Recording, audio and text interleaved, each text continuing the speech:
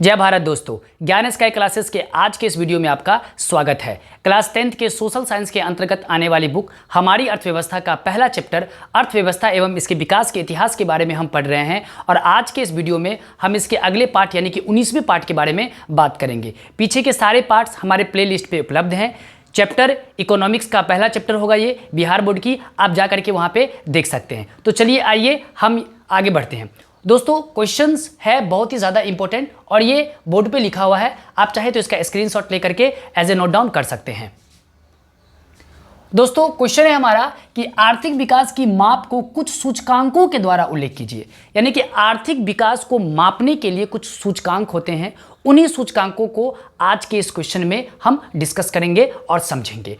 Question को आसानी से लिखा हुआ है, उसके आंसर भी लिखे हुए हैं।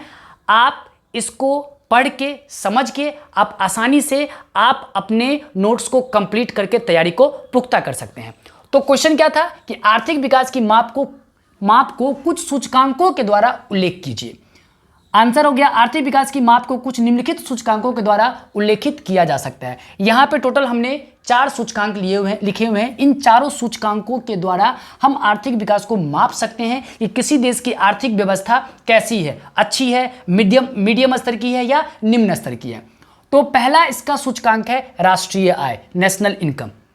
हमने इस चैप्टर के शुरुआत से लेकर के अभी तक में कई बार राष्ट्रीय आय को, प्रति व्यक्ति आय को, मानव विकास सूचकांकों को हम लोगों ने डिस्कस किया होगा। तो इसी का विस्तृत रूप और इसका और ज़्यादा विस्तृत रूप हम सेकंड चैप्टर में देखने वाले हैं।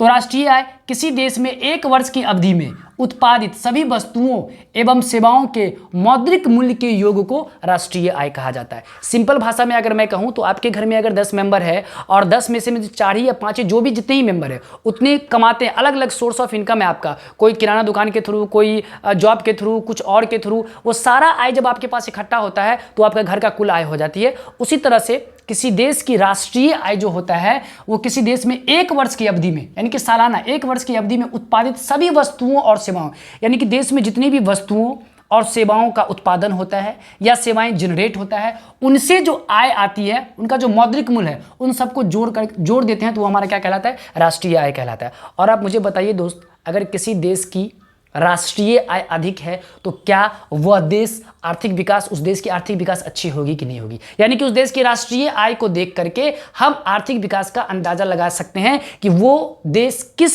रूप से अपने विकास को मजबूती, अपने आर्थिक विकास को मजबूती प्रदान कर रहा है। और किसी देश की राष्ट्रीय आय अगर कम है तो वहाँ की आर्थिक व्यवस्था भी क्या होगी, कमजोर होगी। वहाँ की आर्थिक विकास में भी क्या आएंगी, रुकावटें आएंगी या मध्यम स्तर की होंगी। तो पहला हो गया राष्ट्रीय आय। दूसरा हो गया प्रति व्यक्ति आय।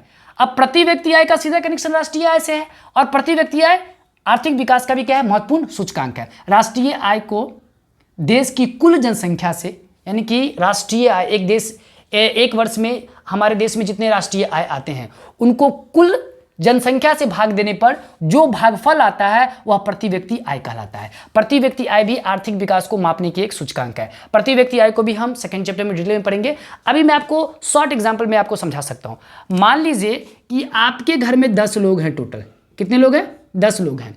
इसमें से 3 लोग जो हैं वो काम कर रहे हैं, बाकी जो 7 बचे उसमें आपकी वाइफ है, आपकी सिस्टर है, आपके छोटे भाई हैं, वो सब है, यानी कि 3 लोग ही इसमें क्या कर रहे हैं, काम कर रहे हैं। अब तीनों लोगों का जो आय है, कोई 10,000 रुपया कमा रहा है, कोई मान लेते हैं 30,000 रुपया कमा रहा है और कोई मान लेते हैं 40,000 रुपया कमा रहा है। तो कुल आय कितना हुआ आपका?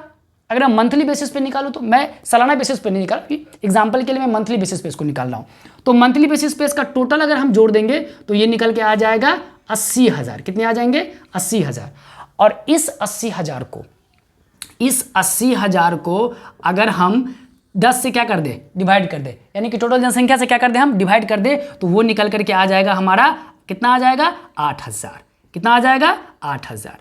यानी कि हम कह सकते हैं कि प्रति महीना हमारे घर की जो प्रति व्यक्ति आय है वो कितना हो गया, 8,000। अब सालाना इसी तरह से कैलकुलेट कर सकते हैं कि मान लेते हैं कि किसी का 1,20,000 रुपया सालाना है, किसी का 12×3=36 3,60,000 रुपया सालाना है, 12×4=48 4,80,000 सालाना है। सबको जोड़ करके टोटल लोगों से डिवाइड कर देंगे तो वो क्या निकल जाएगा, आपका सालाना प्रति व्यक्ति आय निकल जाएगा। उसी तरह से देश में रहने वाले 140 करोड़ की जनसंख्या है या 145 करोड़ की जनसंख्या है, उस सारी जनसंख्या, अब उसमें तो बूढ़े भी होंगे, बच्चे भी होंगे, काम नहीं करने वाले भी होंगे, बेरोजगार भी होंगे, महिलाएं भी होंगी, सब होंगे।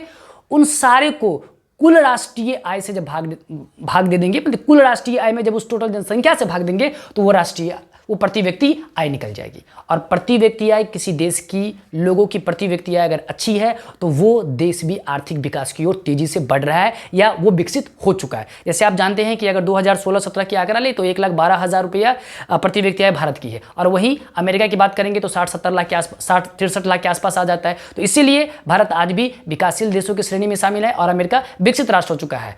तो इस तरह से प्रति व्यक्ति आय भी किसी देश की प्रति व्यक्ति आय भी आर्थिक विकास के सूचकांक को प्रभावित करती है। तीसरा हो गया मानव विकास सूचकांक। मानव विकास सूचकांक भी आर्थिक विकास को मापने में एक अहम रोल निभाता है। मानव विकास सूचकांक में जीवन आशा सूचकांक, शिक्षा प्राप्ति सूचकांक तथा जीवन स्तर सूचकांक तीनों को शामिल किया जाता है। यानी कि किसी देश का जो ह्यूमन डेवलपमेंट इंडेक्स होती है, जिसको हम HDI भी बोलते हैं, वो तीनों पर निर्भर करता है। जीवन आशा पे, शिक्षा प्राप्ति पे। आप यहाँ पे देख सकते हैं कि HDI बराबर जीवन आशा सूचकांक प्लस शिक्षा प्राप्ति सूचकांक प्लस जीवन स्तर सूचकांक। यानी कि किसी देश के लोगों की जीवन आशा का मतलब हुआ अगर लंबी आयु जीने का मतलब क्या हुआ कि वहाँ पे सभी लोगों को अच्छे से न्यूट्रिशंस मिल रहे हैं, भोजन पोषक पदार्थ अच्छे से मिल रहे हैं, वहाँ की स्वास्थ्य व्यवस्था कैसी है, अच्छी है। तो किस देश की स्वास्थ्य व्यवस्था अच्छी होगी? जहाँ का आर्थिक विकास क्या करेगा? आर्थिक विकास जहाँ की मजबूत होगी, जहाँ ज़्यादा जिसकी विकास दर क्या होगी, ज़्यादा तेज होगी। और शिक्षा प्राप्ति सूचकांक, अब निश्चित है कि अगर स्वास्थ्य संबंधी वहाँ पे सुविधाएं अच्छी होंगी तो शिक्षा प्राप्ति का दर भी वहाँ पे अच्छा होगा, और इस दोनों की वजह से वहाँ के लोगों का जीवन स्तर भी क्या होगा, अच्छा होगा। तो जिस देश का HDI ज़्यादा होता है वो ज़्यादा मतलब अच्छे माने देश माने जाते हैं और ह्यूमन डेवलपमेंट इंडेक्स उसका अच्छा होता है। और जिस देश का HDI अच्छा होगा वहाँ की आर्थिक विकास भी क्या होगी, अच्छी होगी। तो किसी न किसी तरीका से मानव विकास सूचकांक भी आर्थिक विकास को क्या करता है, प्रभावित करता है। अगला हो गया उपभोक्ता व्यय। उपभोक्ता व्यय मतलब व्यय, आय मतलब क्या होता है? आय मतलब आना, जो हम इनकम करके लाते हैं, और व्यय मतलब खर्चा करना। आप मुझे बताइए, अगर आपकी आमदनी ज़्यादा होगी तो आप खर्चा भी ज़्यादा करेंगे, और आपके पास अगर आमदनी ही नहीं होगी तो आप खर्चा नहीं करेंगे ना। तो कोई देश, किसी देश में रहने वाले लोग या किसी इलाके में रहने वाले लोग जब खर्चा अधिक कर रहे हैं, इसका मतलब इनकम उनके पास ज़्यादा है। तो इनकम ज़्यादा है, आय ज़्यादा है, वह भी आप ज़्यादा कर रहे हैं, तो मार्केट क्या करता है, ग्रो करता है। तो कहीं ना कहीं वो आर्थिक विकास को प्रभावित करता है, यानी कि वहाँ की आर्थिक अर्थव्यवस्था जो होती है वो अच्छी मानी जाती है, आर्थिक विकास में उन्नति देखने को मिलती है।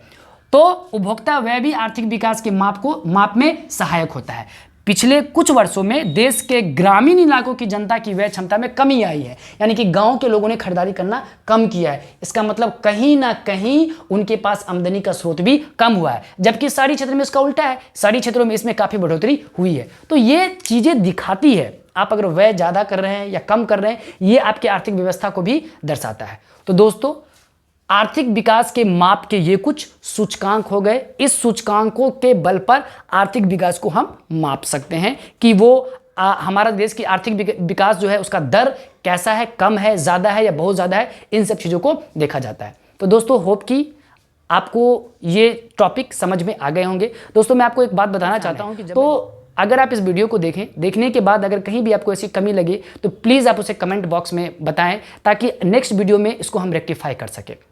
आपके कमेंट का हमेशा मैं इंतज़ार करता हूं, क्योंकि आपके कमेंट हमें और ज़्यादा मजबूती प्रदान करेगा आपको समझाने में, आपको बताने में।